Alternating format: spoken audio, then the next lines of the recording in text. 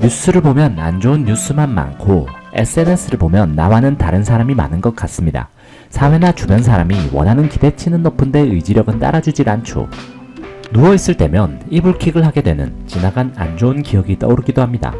그리고 잠을 자기 전 우울감이나 불안감이 몰려오죠. 세계보건기구 WHO의 추산에 따르면 세계적으로 2억 8,400만 명이 불안장애를 겪고 있으며 2억 8천만 명이 우울증을 앓고 있다고 합니다. 우리는 역사상 가장 발달한 시대에 살고 있습니다. 과거 어느 때보다 건강하게 오래 살고 조금이라도 지루하면 스마트폰을 켜서 온 세상의 정보와 즐길 거리를 만날 수 있죠. 그리고 어플을 켜 클릭 몇 번이면 맛있는 음식이 집 앞에 배달 옵니다. 근데 왜 이렇게 우울하고 툭 하면 불안한 걸까요? 그 이유를 뇌과학적으로 알아보겠습니다. 우리의 뇌는 행복을 추구하도록 만들어지지 않았습니다. 행복할 수가 없어! 생존하도록 만들어졌죠. 먹을 것을 구하고 먹는 순간에는 만족하고 그 만족감이 오래가지 않아야만 생존을 위해 행동하였겠죠. 그리고 인간은 진화의 과정에서 살아남은 사람들보다 죽은 사람이 많습니다. 적자 생존의 법칙이라고 하죠. 우리 조상은 살아남기 위해서 무엇으로부터 자신을 지켜야 했을까요?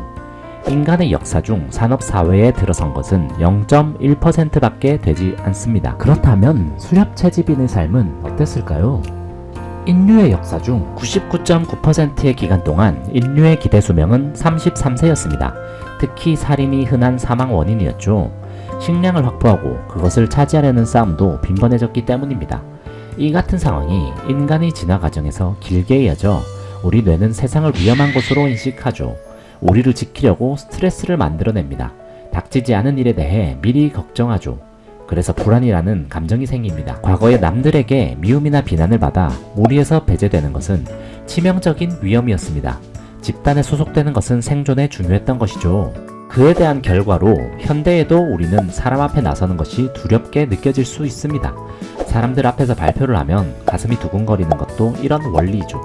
실제로 현대에 우리 생명을 앗아갈 수 있는 것은 흡연, 비만, 교통사고 등입니다. 그러나 그것들을 생각하면 가슴이 쿵쾅거릴 만큼 두렵지는 않죠. 만약 앞서 얘기한 인간관계 내에서 스트레스를 받는 상황이 지속된다면 도망치고 싶은 욕구를 느낄 수 있습니다. 인간관계로 스트레스를 많이 받았다면 지하철처럼 사람이 많은 곳에서는 가슴이 뛰고 숨이 가빠지는 공황 발작이 일어날 수도 있습니다.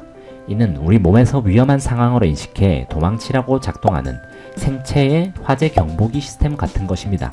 위험한 상황에 반응하는 우리 뇌의 기관을 편도체라고 합니다. 한 가지 상황을 가정해 보겠습니다. 여러 가지 걱정들과 딴 생각을 하며 차도를 지나갈 때 갑자기 차가 달려옵니다. 우리는 빠르게 차를 피해서 살 수 있었습니다. 이렇게 빠르게 피할 수 있었던 것도 편도체가 느낌을 만들어내어 두려움에 빠르게 대처해서 그런 것입니다. 이런 것을 아는 게 무슨 도움이 되겠냐 생각하실 수 있는데요. 우리 몸이 가슴이 뛰고 심하게 반응하는 이유가 편도체 때문이다 라는 것을 아는 것만으로 공황 발작의 횟수가 상당히 줄 수 있다고 합니다.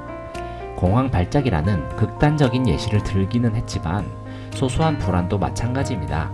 이처럼 불안이 우리 몸의 방어 기제이고 현대사회에서는 과하게 반응하는 경우도 있다는 것을 인지하는 것만으로 불안을 많이 줄일 수 있을 것입니다. 마크 트웨이는 이렇게 얘기했습니다.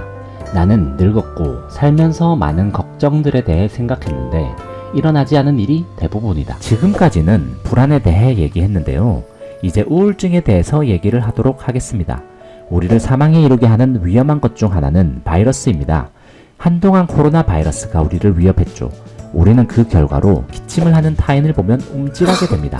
혹은 상한 음식의 냄새를 맡을 때도 움찔하죠. 냄새만 맡아도 음식이 상했고 먹으면 큰일 난다는 것을 느끼게 됩니다. 이처럼 우리의 행동에 영향을 미치는 것은 느낌입니다. 우리는 울적한 기분을 느끼면 움츠러들어 자신을 고립시키고 이불을 뒤집었습니다. 그리고는 폰을 보거나 게임에 빠지기도 하죠. 일부 전문가는 우울한 기분이 우리가 감염을 피하게 하거나 감염과 싸울 상황에 대비해 에너지를 비축하려는 뇌의 전략일 수 있다고 말합니다. 이 얘기를 듣고 나면 이렇게 생각할 수 있을 것입니다. 그럴듯한 얘기긴 한데 근거가 있나? 우선 우울감을 이해하기 위해 사이토카인이라는 것을 얘기하겠습니다. 피부에 상처가 나서 감염이 되면 사이토카인이라는 단백질 물질이 분비되고 면역 체계가 감염과 싸우기 시작합니다. 사이토카인은 또 다른 중요한 일도 하는데요. 감염이 일어났다는 신호를 몸 전체에 보내는 일입니다. 이 사이토카인이 뇌에도 신호를 보냅니다. 다시 말해 우리가 피부에 상처가 나서 감염이 되면 뇌는 신체 어딘가에 염증이 발생했다는 신호를 받습니다. 그렇게 되면 우리 뇌는 우울감을 느끼게 된다고 합니다.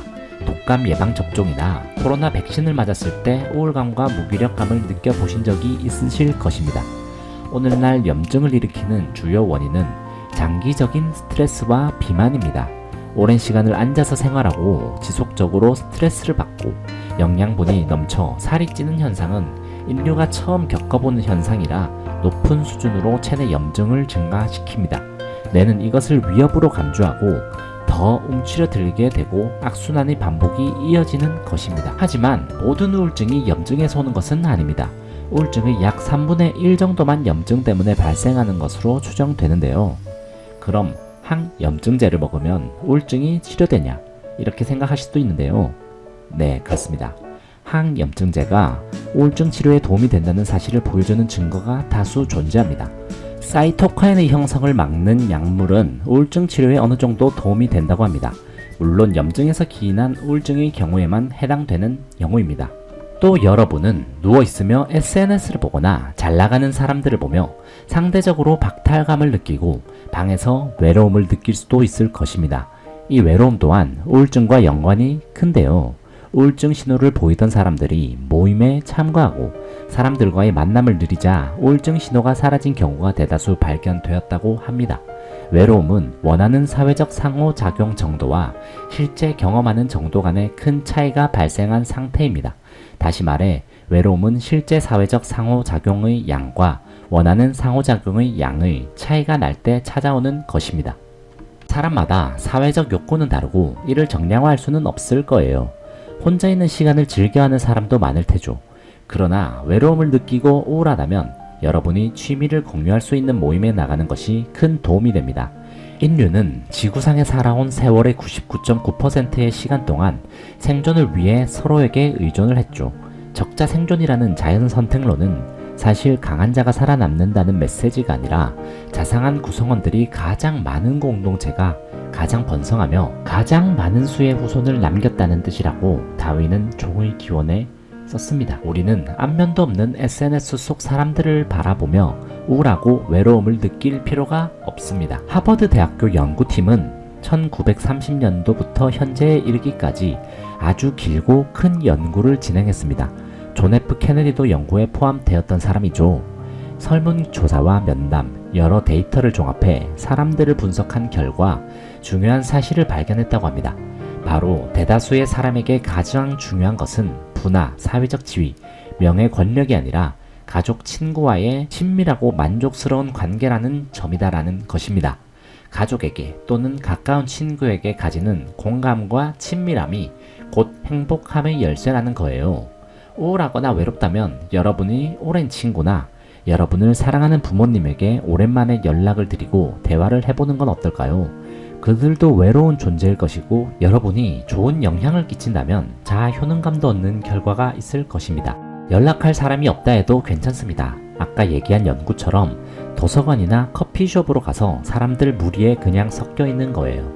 사람들과 혹은 반려동물과 상호작용을 하면 통증과 불안, 스트레스가 줄어들고 기분이 좋아집니다. 옥시토신이 분비되기 때문입니다. 만성 통증을 앓는 환자에게서도 친한 친구나 연인이 있을 때 통증이 줄어드는 연구 결과가 있다고 합니다. 자기 개발에 집착하다 보면 빠르게 성공하고 싶고 자기를 다그치는 듯한 영상도 많습니다. 제 영상에도 그런 점이 있을 수도 있는데요. 그러다 보면 혼자서 분발하는 기간이 늘어나고 자신도 모르게 번아웃이 오는 상황이 있을 수 있을 거예요. 한 번씩 좋은 사람들과 힐링하는 시간을 가지고 자기를 돌아보시길 바라며 영상을 마치겠습니다. 감사합니다.